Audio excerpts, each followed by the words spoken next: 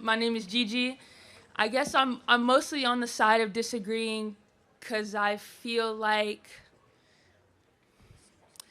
I don't think that behind this presidency, I don't think that this country is headed towards a bright future.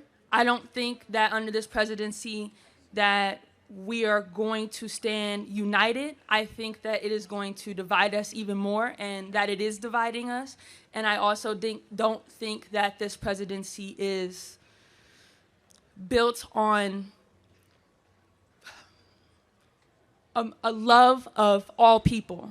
I feel like whenever I hear Trump specifically talk, there are notions of not black people specifically, but people of color being seen as murderers and rapists, and it's specifically targeted towards brown people. And so I guess what I'm trying to say is, my question for you is, do you think this country, or do you think that Trump is going to do the American public right in the overall of his presidency? Yes. Okay. Are you worried about the state of this country under his presidency when it comes to economic setbacks, when it comes to another Great Depression, when it comes to stocks going down, et cetera, et cetera? Are you worried that No. he is going to do anything like that? I don't have those concerns. And by the way, inflation's going down, and the price of eggs is going down, everybody, big time. But go ahead. I want you to thoroughly complete your argument, and then I'll say something. Okay. I guess basically the point of my argument is, I think that President Trump, and I think that this country's view, especially when we're coming now into DEI and we're coming into defunding a Department of Education, we're coming to taking the Tuskegee Airmen out of being taught. That has been reversed, just for the record. Okay. Tuskegee Airmen. But there's been multiple other things besides Tuskegee, but also the whole debate on critical race theory, teaching slavery in schools, teaching black history, et cetera, et cetera. These are things that are being targeted specifically when it took years and years to even get them in place. I think that this country is built on using the Bible, not even 100 years ago, to defame and to dehumanize black people.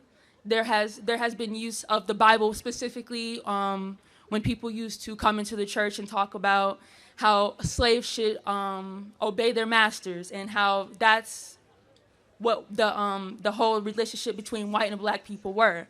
I think that this country specifically has a lot of racist rhetoric that is built in, that is not being targeted. I think that. So let's try to find some common ground. Is that okay? That's fine. That's fine. Can you give me a definition of racism? Racism, in terms of, I will say, okay, You use the term, yes, so I want to make sure we're that's talking fair. about the same thing. Is that cool? Yes, that's fair. I will say that I will state that I am biased because I will be speaking as a black person specifically from the United States of America, and not anywhere else. But I will say racism is a discrimination against people of a minority that does not have a. Okay, what is racism? Racism, without using the word. Can't use the word racism. Can't use the word. I'm trying. A discrimination against a minority class of people in order to create an imbalance in the society or a hierarchy based on something that is undetermined as of color, race, the color of your skin, or maybe even color of your skin. Can you be racist against Asians? Yes. Can you be racist against white people? I believe that you can have prejudice against white people, but in the way that this country was built and the way that this country has been founded and the way that there are many laws that have taken place, specific like where you were talking earlier with the whole reparations debate, there are many legacies of white people in this country that... Guys, just... Okay, let's just all take a breath. Gigi's talking. Which I also would like. I feel like that kind of comes into, yes, we're not all from this country. This is a country of immigrants. This is a country of people So from other let me give you an countries. example. Yes. If a group of black individuals, which happens unfortunately so often, say, we want to go beat up Whitey, and they go beat up a white person, was that a racist thing that they did? I would have to ask for further context, but yes.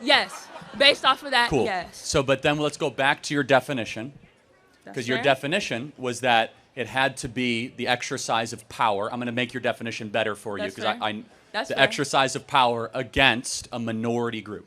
Yes. But in that case, it wouldn't be, because it would be a group of black individuals versus a white individual. Correct. So wouldn't a better definition of racism be a human being or institution prejudicing or stereotyping against anybody else because of their race? I do agree that is a better there's a better definition in terms of how racism is used in society, in terms of setting people behind not having equal amounts of opportunities in these institutions, specifically colleges, jobs, et cetera, hospitals. But that is my point. I feel like in this country, we don't talk about enough, and I think that under this presidency... Don't talk about what enough? We don't talk about the history and the impact of long-term racism in this country against minorities. Can I just press pause? Yes. That's all we've talked about the last 5 years. I mean, but hear me out. 1619 Project. We have entire black dedicated channels on Pluto and Hulu and Netflix. We have reoriented the entire national dialogue towards, we had the President of the United States, Joe Biden, take a knee for Black Lives Matter, to have racial reconciliation seminars, to have non-stop race obsession. So I think we've talked about it thoroughly and properly. So do you think that black people in this country have equal opportunity and are treated equally as white Absolutely. people? So let me prove it to you, okay? So Gigi and Charlie. What can Charlie do that Gigi can't do? Okay, I don't know anything. I don't really know much about you. I don't know Based like on the what law. you're capable of. No, just on the law. What am I allowed to do on the law that you are not allowed to do on the law? On paper, nothing. That's equal opportunity. But on paper, yes, that is true. Like, I was born under this country. I am a citizen of America. I am an American. I am a black American. I am a follower. I am a child of God. We all are. I 100% stand on that.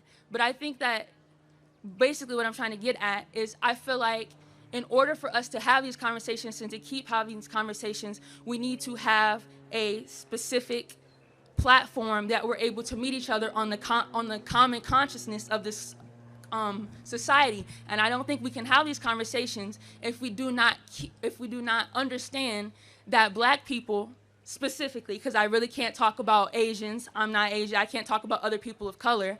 But black people in this country specifically have never had the opportunities to bring themselves back up. When you're talking about the destroyment of the black family, that also came with a big chunk of the Reagan administration, which was forever and whatever ago. How is it the government's fault of why dads aren't around? I mean, we could get into the whole, like, the rhetoric of crack babies and crack drug dealers. But isn't it a decision to take drugs? Oh, no, 100%. So, and it's a decision to commit crimes. Yes. Okay, so the government didn't do that to them. People decided to take drugs. That's true. But do you feel like these populations or these communities have, in statistics, been overly populated by police officers? Well, so you seem like a really sweet person. So I don't want to try to be too intense. So is that cool? Go ahead. What percentage of America is black? 13%, right? Yes. What percentage of the murders in America are committed by black people? I don't know the specific statistics. Guess. It's 50%. It's 60%. 60. So maybe when you do 60% of the killings and you're 13% of America, more cops should be around your neighborhoods. But there's no cops there's not an equal number of cops in the white suburban neighborhoods. Because in the there's same not as much murder. The same neighborhoods that are controlling the like they have you look cocaine at in their houses, but it's not treated the same. And this is okay, Gigi, because it really is flushing out our different worldviews. You look at cops as if they're there to catch you and get you. We look at cops as they're there to protect and serve and help us.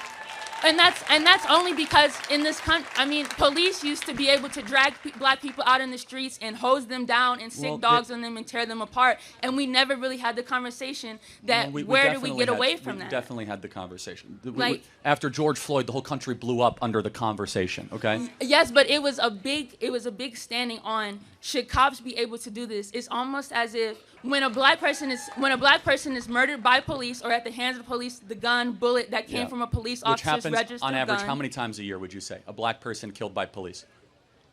I mean, at one point it was happening Unarmed. at least, okay, if it was happening at least last year, it was going on about, it was at least a month that it was a major case. But in terms of the average city, I don't know the average city. Right? I know though, but so in terms of what actually makes it to major media, because not everything. It's the Washington Post's own database, left wing, 10 black individuals a year.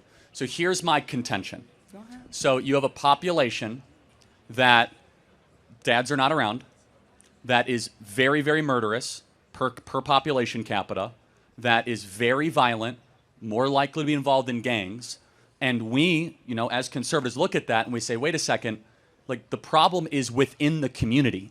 The problem is not the government. The problem is not the culture. The problem is not the history. Instead, really what needs to happen is black leadership, black pastors, and black dads need to go into the black community and say, we're better than this. Cut the killing, cut the violence. Do you know the most, one more point. Go ahead. Who is, outside of heart disease and all that, what is the #1 killer of black people in America? I know about like diabetes, but fellow black people. A black person is far more likely to be killed by another black person than anything else. Black people are a greater threat to their own people than any other community. So it's not like white supremacists coming into these communities and they're mowing down. It's black on black gang violence. But that's not okay. I just like to go back to something that you said earlier about like how it has nothing to do with the government.